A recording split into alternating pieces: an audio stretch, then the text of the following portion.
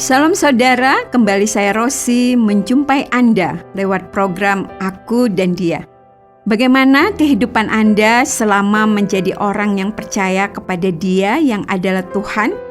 Apakah Anda menjalani kehidupan sebagai ranting yang melekat kepada pokok anggur yang menghasilkan buah? Itulah yang menjadi kehendak Allah bagi kita. Dalam Aku dan Dia saat ini, kita akan membahas bagaimana hidup yang menghasilkan buah. Selamat mendengarkan.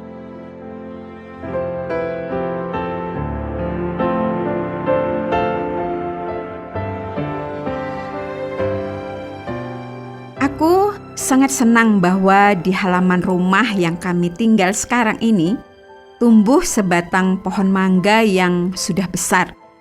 Yang tentu saja lebih menyenangkan selama musim buah mangga, pohon itu juga menghasilkan buah.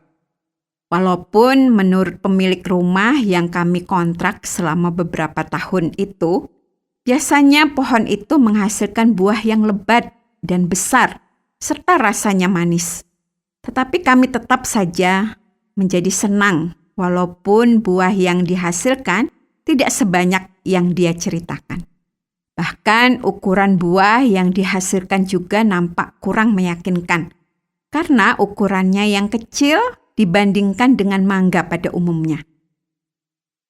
Akan tetapi, aku sangat setuju dengan apa yang dikatakan pemilik rumah bahwa buah mangga itu memang benar-benar manis. Aku dan suamiku sangat bersyukur bahwa kami bisa menikmati buah mangga yang sangat manis, hasil memetik di halaman sendiri, meskipun jumlah tidak banyak dan ukuran buahnya tidak juga besar-besar. Beberapa hari sekali akan ada mangga yang jatuh karena masak di pohon. Tidak jarang juga kami memakai galah untuk mengambil buah yang nampaknya sudah sangat menguning. Karena aku dan suamiku hanya berdua saja di rumah kami, buah mangga itu tidak kunjung habis bahkan setelah beberapa minggu. Bahkan setelah beberapa orang tetangga juga sempat menikmati manisnya buah itu. Akan tetapi, pada saat aku menuliskan renungan ini, aku ingat bahwa di pohon itu hanya tersisa 3 buah mangga lagi. Artinya, jika 3 mangga itu sudah jatuh dan sudah kami makan, maka tidak ada lagi yang tersisa di pohon itu. Kalau kami mau menikmati buah dari pohon itu, kami harus menunggu beberapa bulan lagi sampai musim mangga datang lagi dan pohon itu juga berbuah lagi. Sayang sekali, pasti sangat menyenangkan kalau pohon itu terus berbuah dan terus ada yang masak dan bisa langsung dimakan. Bagi pohon mangga ataupun pohon-pohon buah lainnya, semua memiliki musim sendiri-sendiri. Orang akan sangat memahami bahwa mencari buah mangga pada saat tidak sedang musim mangga pastilah sangat sulit. Juga orang akan bisa menerima bahwa harga buah mangga akan sangat mahal jika tidak sedang musim. Orang juga tidak berharap ada buah mangga yang bisa dipetik ketika tidak sedang musim buah mangga. Akan tetapi, tentu saja hal itu berbeda dengan buah-buah kehidupan yang memang seharusnya muncul di dalam kehidupanku. Orang tidak akan langsung memahami dan mengerti kalau aku tidak menghasilkan buah yang baik di dalam kehidupanku. Mereka tidak akan mengatakan, "Oh, memang sedang tidak musimnya menghasilkan buah-buah kebaikan." Makanya perilakunya tidak menunjukkan apa yang baik. Nanti akan datang saatnya ia menghasilkan buah-buah kehidupan yang baik kalau sudah musimnya. Tentang menghasilkan buah di dalam kehidupan sehari-hari, Yesus Tuhan yang adalah sahabat terbaikku itu pernah memberikan pelajaran dengan sebuah perumpamaan demikian yang terdapat di dalam Yohanes 15 ayatnya yang pertama sampai ayatnya yang ke-7. Demikian bunyi firman Tuhan. Akulah pokok anggur yang benar dan Bapakulah pengusahanya. Setiap ranting padaku yang tidak berbuah dipotongnya, dan setiap ranting yang berbuah dibersihkannya, supaya ia lebih banyak berbuah. Kamu memang sudah bersih karena firman yang telah kukatakan kepadamu. Tinggallah di dalam aku dan aku di dalam kamu. Sama seperti ranting tidak dapat berbuah dari dirinya sendiri, kalau ia tidak tinggal pada pokok anggur. Demikian juga kamu tidak berbuah jikalau kamu tidak tinggal di dalam aku. Akulah pokok anggur dan kamulah ranting-rantingnya. Barang siapa tinggal di dalam aku dan aku di dalam dia, ia berbuah banyak, sebab di luar aku kamu tidak dapat berbuat apa-apa. Barang siapa tidak tinggal di dalam aku, ia dibuang keluar seperti ranting dan menjadi kering. Kemudian dikumpulkan orang dan dicampakkan ke dalam api lalu dibakar. Jikalau kamu tinggal di dalam aku dan firman-Ku tinggal di dalam kamu, mintalah apa saja yang kamu kehendaki, dan kamu akan menerimanya. Yesus sedang berbicara ranting yang menghasilkan buah. Ia berbicara mengenai kehidupanku yang menghasilkan buah di dalam kehidupanku. Yang dimaksudkannya adalah bahwa ketika aku menjalani kehidupanku sebagai orang percaya, maka seharusnya aku memunculkan buah-buah, yaitu buah-buah kebaikan yang bisa dinikmati oleh banyak orang. Yesus menghendaki agar aku menghasilkan buah-buah yang disebut sebagai buah roh. Buah-buah itu adalah kasih, sukacita, damai sejahtera, kesabaran, kemurahan, kebaikan, kesetiaan, kelemah lembutan, dan penguasaan diri. Buah-buah roh itu adalah seumpama buah-buah yang manis yang muncul di dalam kehidupanku sebagai hasil dari perubahan hidup yang dikerjakan oleh Yesus di dalam kehidupanku.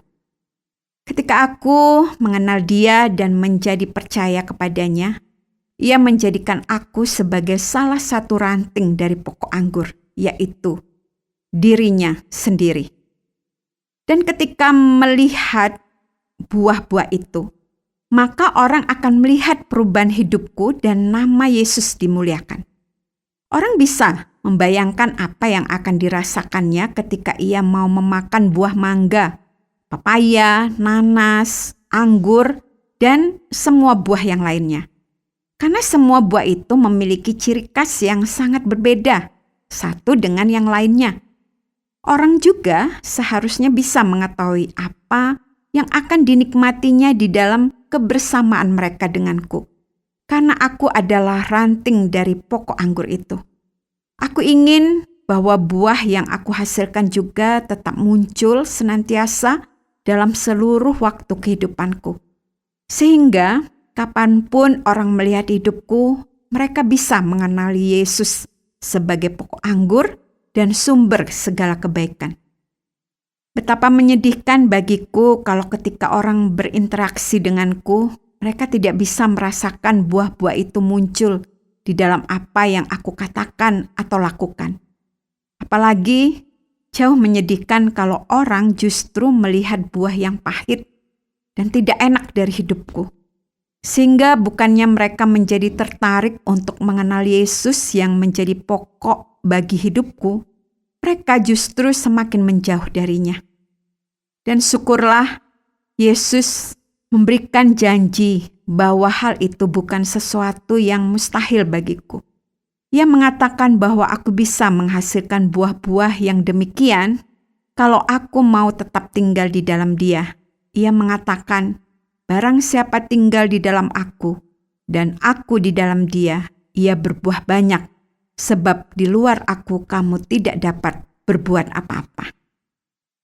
Aku melihat bahwa pernyataan Yesus ini adalah pernyataan bersyarat tentang bagaimana mau berbuah banyak, yaitu dengan tinggal di dalam Dia dan membiarkan Dia tinggal di dalam aku. Yesus tidak menambahkan syarat dengan keadaan di sekelilingku atau orang-orang di sekitarku yang bisa membuat aku berbuah. Ia tidak menambahkan syarat juga bahwa keadaan di sekelilingku harus mendukung terlebih dahulu, baru aku menghasilkan buah. Atau bahwa aku harus sekian lama menjadi orang percaya baru aku bisa menghasilkan buah. Atau aku harus berada di sekeliling orang-orang yang baik baru aku menghasilkan buah.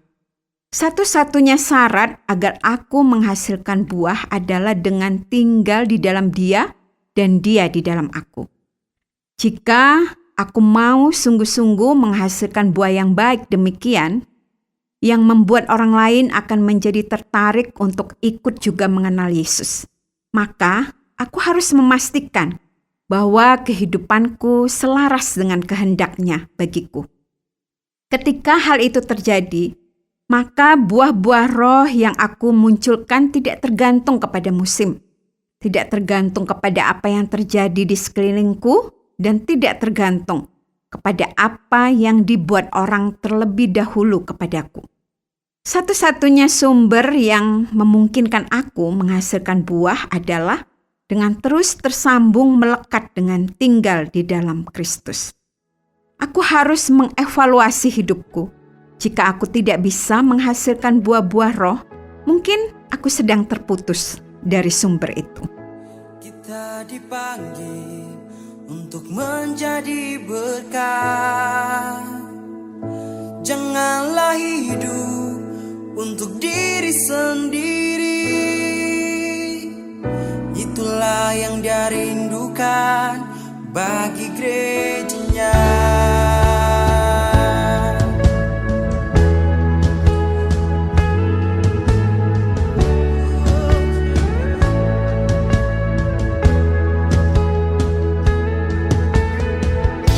Kita dipanggil untuk menjadi berkat. Janganlah hidup untuk diri sendiri. Itulah yang dia rindukan bagi gerejanya. Kita dipulihkan untuk memulihkan. Kita diberkati untuk memberkati. Kita dipulihkan untuk memulihkan. Kita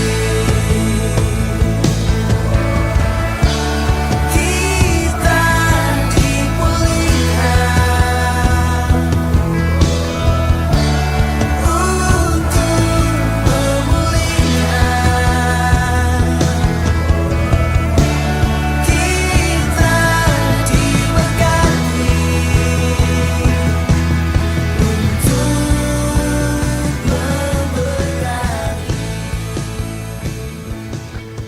Terima kasih Anda sudah mengikuti pembahasan kita mengenai kehendak Allah bagaimana untuk terus menghasilkan buah kebaikan di dalam hidup kita.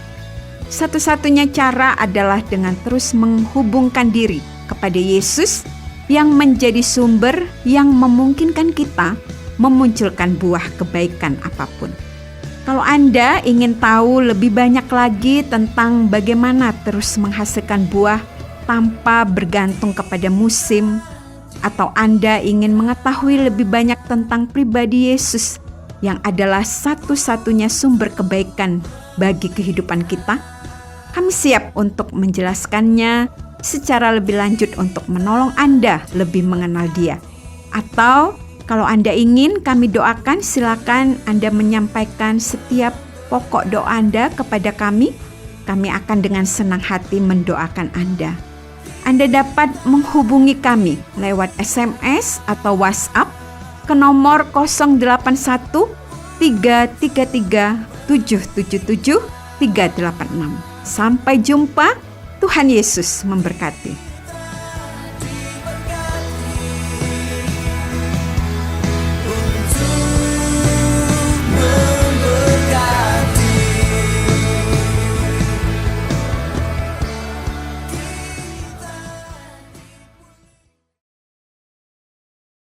Terima kasih Anda sudah mengikuti program kami. Jika Anda diberkati, jangan lupa like, komen, dan share supaya Anda tidak ketinggalan setiap program terbaru kami.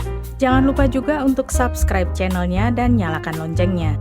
Jika Anda ingin mendukung pelayanan kami, bisa melalui rekening kami berikut ini atau menghubungi kami di sini.